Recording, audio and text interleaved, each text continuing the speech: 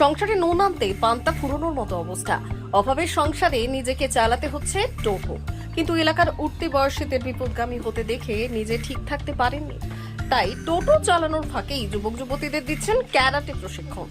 পাশাপাশি বিভিন্ন ধরনের ক্রীড়া ক্ষেত্রেও প্রশিক্ষণ দিচ্ছেন ফালাকাটা ব্লকের দেওগাঁও গ্রাম পঞ্চায়েতের বেলতলি ভান্ডারের শাকালুর হাটের বাসিন্দা প্রণব বর্মন। একজন টোটো চালকের এমন উদ্যোগে এলাকায় ফিরছে সুস্থ পরিবেশ। প্রণব বর্মন এই দিন এই সম্বন্ধে কি জানিয়েছেন শোনাবো। আমি তো আজকে 2 বছর আড়াই বছর থেকে টোটো চালাচ্ছি।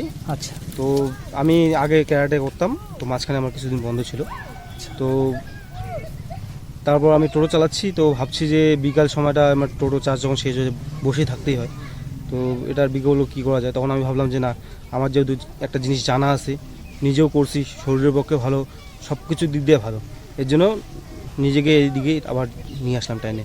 তখন কি করলাম, সকাল থেকে আমি 2টা আড়াইটা অবধি টোটো চালানো শুরু করলাম, বাদ বাকি সময়টা বিকেলে বাচ্চাদেরকে সময় দেওয়া শুরু করলাম।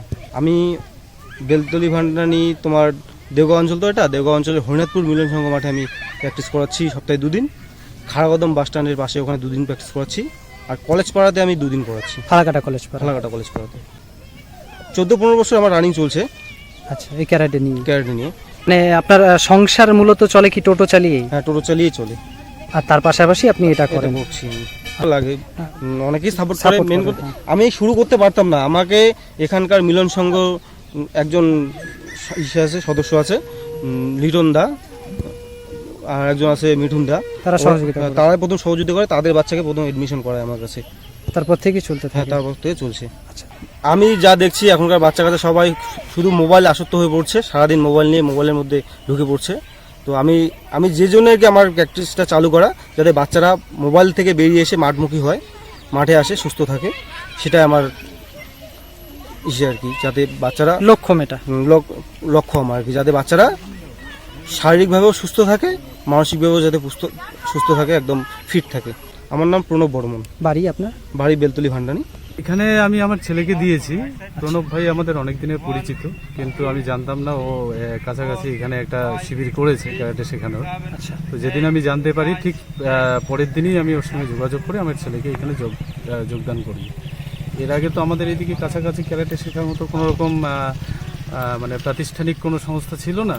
তো যাই হোক, এটা একটা ভালো দিক যে এখন আমাদের গ্রামে গঞ্জের ছেলেমেয়েও সেই সুযোগ সুবিধাটা পাচ্ছে। আর ফালাকাটা বা জটেশ্বর বা বীরপাড়ায় গিয়ে ক্যারাটে শেখাটাও কোনো ব্যাপার না, কিন্তু এই যে যাতায়াতের যে সমস্যাটা, সেটা একটা বড় বাধা হয়ে দাঁড়ায়।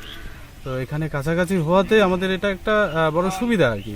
খুব ভালোই লেগেছে এবং আমরা তো অতটা অভিজ্ঞতা নেই, কিন্তু যতটুকু জানি ও 2-1 প্রশিক্ষিত যারা আছে তাদের মুখ থেকেও শোনা যে ভাই খুব ভালো শেখায়।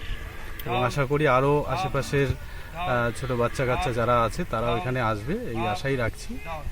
আর কি বলার আছে, চলছে, চলুক এবং আরও ভালোভাবে চলুক, এই আশাই রাখবো। আপনার নাম? মানিক রায়। এখানকার তো স্থানীয়? আমার বাড়ি ডালিমপুর।